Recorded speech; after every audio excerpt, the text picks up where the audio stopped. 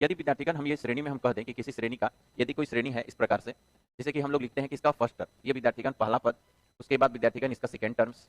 उसके बाद यदि हम बात करते हैं थर्ड टर्म, उसके बाद हम फोर्थ बात करते हैं, उसके बाद फिफ्थ बात करते हैं, इसी प्रकार से विद्यार्थीगण हम लोग बढ़ते हैं। तो हम यदि पहले पद को ए से रिप्रेजेंट करें तो आप बोलिएगा सर पहला पद ए हो गया। पहले पद को हम ए से रिप्रेजेंट करें तो आप बोलिएगा कि सर पहला पद जो है मेरा कितना हो जाएगा, ए हो जाएगा। अब यदि सर्वांतर को हम जोड़ते चलेंगे, कॉमन डिफरेंस को ऐड करते चले, तो ये दूसरा पद जो हो जाएगा ए प्लस विद्यार्थीगण क्या हो जाएगा, ये डी हो जाएगा। उसी प्रकार से तीसरा जो पद होगा वो ए प्लस विद्यार्थीगण, फिर से एक बार डी जोड़ दीजिए तो ये हो जाएगा आपका 2d। इसी प्रकार से चौथा पद होगा, फिर से एक बार डी जोड़ देंगे तो ये हो जाएगा ए प्लस, ये हो जाएगा आपका 3d। इसी प्रकार से यदि पांचवां पद की बात करते हैं तो यह ए प्लस विद्यार्थीगण हो जाएगा 4d। आप विद्यार्थीगण इतना जब लिखे तो ये पा रहे होंगे कि सर हम जो भी पद लिख रहे हैं, जो भी पद लिख रहे हैं डी में एक कम हो जा रहा है, जैसे सेकंड पद तो डी, ये विद्यार्थीगण थर्ड पद तो 2d, ये फोर्थ पद तो 3d। दैट मींस कि जितना पद डी में एक कम, जितना पद डी में एक कम, जितना पद डी में फिफ्थ है तो यहाँ पर 4d। तो एक बात बताएं विद्यार्थीगण, यदि इसी तरह से ये श्रेणी चलते गया और हम बोल दें कि इसका एनवा पद क्या होगा, यदि हम विद्यार्थीगण एनवा पद बोल दें या एन टर्म्स बोल दें, एनवा पद बोल दें, तो आप बोलिएगा कि सर ए और प्लस। अब ये यहाँ से ध्यान दीजिएगा कि सर सब में जो भी पद लिखते जा रहे हैं, जैसे सेकंड पद तो 1d, थर्ड पद तो 2d, फोर्थ पद तो 3d, फिफ्थ पद तो 4d। इसी प्रकार से यदि n पद लिखेंगे तो हम कहेंगे ना कि हाँ सर n पद लिखेंगे तो n-1 और इंटू क्या हो जाएगा d। ये विद्यार्थीगण होगा, ये कहलाएगा एपी का सीरीज। ये क्या कहलाएगा, एपी का सीरीज कहलाएगा।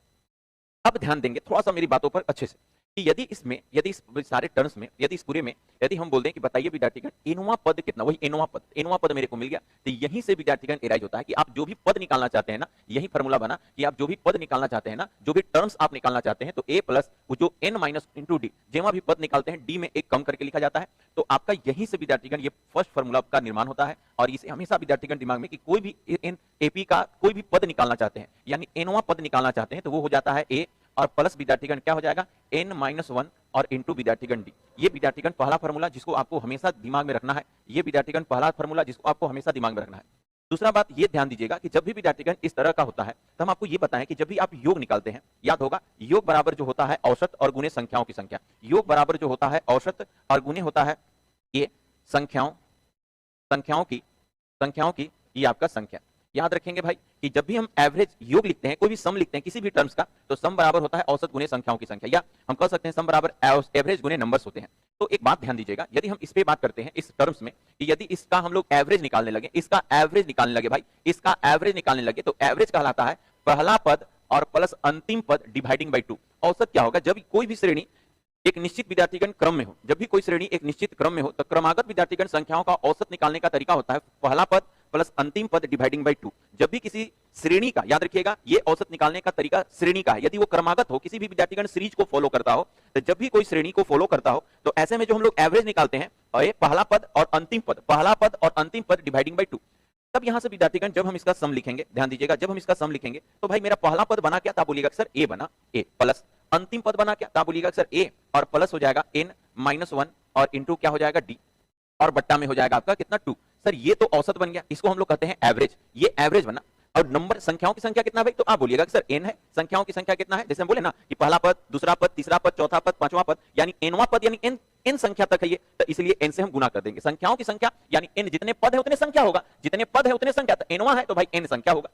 अब इसी से विद्यार्थीगण एक फार्मूला का निर्माण हुआ जिसे हम लोग सम के नाम से जानते हैं। इसी से भाई एक फार्मूला का निर्माण हुआ जिसको हम लोग किस नाम से जानते हैं, सम से। इसी को विद्यार्थीगण हम लोग सम के नाम से जानते हैं। यह ध्यान दीजिएगा, यहां तक गौर करेंगे। यहां के बाद अब ध्यान दीजिए, यहां के बाद अब हम जब इसका सम लिखेंगे तो यहां पर हम लोग लिखेंगे Sn, sum of n। Sum of n बराबर क्या होगा, इसी को थोड़ा सा विद्यार्थीगण मॉडुलाइज फॉर्मेशन में हम लिखते हैं। क्या करते हैं कि n को विद्यार्थीगण आगे ले आइए, इस n को विद्यार्थीगण शुरुआत में ले आइए, तो आप कहिएगा कि सर n और बट्टा में 2, ठीक है। अब विद्यार्थीगण यहां क्या करते हैं, a और a, अब तो 2 आगे आ गया, ये 2 आगे आ गया और ये n भी आगे आ गया। अब a और a क्या हो जाएगा, तब बोलिएगा सर 2a और प्लस यहां पर हो जाएगा आपका n-1 और इंटू क्या होगा d और ये ब्रैकेट। तो ये बात विद्यार्थीगण, इसे हम लोग कहते हैं सम ऑफ n, यानी ये कहलाता है भाई, इसे हम लोग कहते हैं इन पदों का योग। ये जो विद्यार्थीगण कहलाएगा इन पदों का योग। तो दूसरा फार्मूला आप ये याद रखिएगा कि कभी भी विद्यार्थीगण इन पदों का योग हम लोग निकालते हैं तो इस कॉन्सेप्ट का प्रयोग करते हैं, इन पदों का योग यदि निकालते हैं। अब विद्यार्थीगण ध्यान दीजिएगा एक और बात कि यदि यहां पर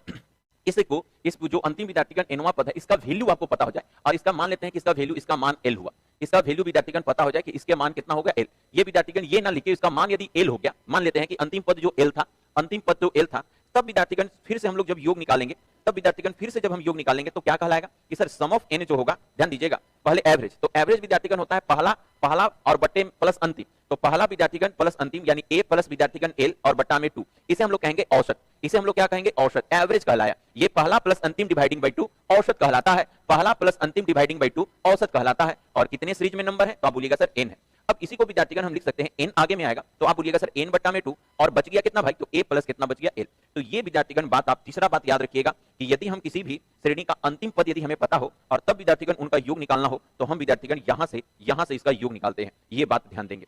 आइए अगला बात विद्यार्थीगण, एक और बात क्या याद रखना है कि यदि ध्यान देंगे, यदि इस श्रेणी में हमको ये चीज पता हो गया, जैसे कि हम कह सकते हैं, तीसरा बात क्या ध्यान देना है आपको, जैसे आप ये चीज देख रहे हैं कि TN terms of N, TN ही विद्यार्थीगण एल है, टीएन का ये या एल एक ही चीज है, टीएन बराबर ए प्लस विद्यार्थीगण एन माइनस 1 इंटू डी। यहां से विद्यार्थीगण आप यदि एन का मान फाइंड करना चाहते हैं तो आप कैसे करेंगे, तो आप दो बात, सबसे पहले ए को आगे भेज देंगे, तो सर यहीं से बात कर रहे हैं ना, तो आप क्या करेंगे, हमको यहां से एन का मान निकालना है, तो पहले ए को इधर भेज दीजिए, तो आप बोलिएगा कि सर ये आपका टीएन और माइनस हो जाएगा, टीएन माइनस हो जाएगा ए, बिल्कुल होगा, और उसके बाद क्या होगा, ये बट्टा में डी भेज देंगे, तो ये बट्टा में हो जाएगा भाई कितना डी, और उसके बाद विद्यार्थीगण माइनस 1 भेज देंगे, तो ये हो जाएगा प्लस ए, और प्लस 1 बच जाएगा विद्यार्थीगण एन। तो यहाँ से विद्यार्थीगण क्या बनता है, यहां से गौर करेंगे, यहीं से विद्यार्थीगण इस फार्मूला से विद्यार्थीगण एक चीज ये बना कि हम कह सकते हैं कि यदि हमको किसी भी श्रेणी के पदों की संख्या ज्ञात करना हो, किसी भी श्रेणी के पदों का संख्या ज्ञात करना हो, यानी एन, एन जो है कितना पद है, 8 गो 10 गो 12 गो कितना पद है ये ज्ञात करना हो, यहां से विद्यार्थीगण अगला एक फार्मूला बनता है, ये विद्यार्थीगण इसे भी आप हमेशा विद्यार्थीगण ध्यान दीजिएगा कि यदि हमको एनवां टर्म निकालना है, एन पद निकालना है, इसमें कितने टर्म्स हैं, तो आप कहिएगा ये जो होता है लास्ट, इसे हम लोग कहते हैं लास्ट पद, ये जो होता है लास्ट टर्म्स माइनस ये कहलाता है फर्स्ट टर्म्स, ये विद्यार्थीगण आपका क्या कहलाएगा फर्स्ट टर्म, तो लास्ट और बट्टे में फर्स्ट और बट्टा में कहलाएगा सर्वांतर जिसको हम लोग डी कहते हैं, और प्लस कितना 1। तो जब भी किसी श्रेणी के हम लोग पदों की संख्या निकालेंगे, एनवां पद का वैल्यू निकालेंगे, तो वो इस प्रकार से रिप्रेजेंट होगा, वो एनवां पद विद्यार्थीगण जो होगा लास्ट माइनस फर्स्ट बट्टे डी प्लस 1, ये एनवां पद कहलाता है, ये श्रेणी का एनवां पद। अब हमको विद्यार्थीगण यदि एनवां पद निकालना होगा तो हम इसका यूज करेंगे।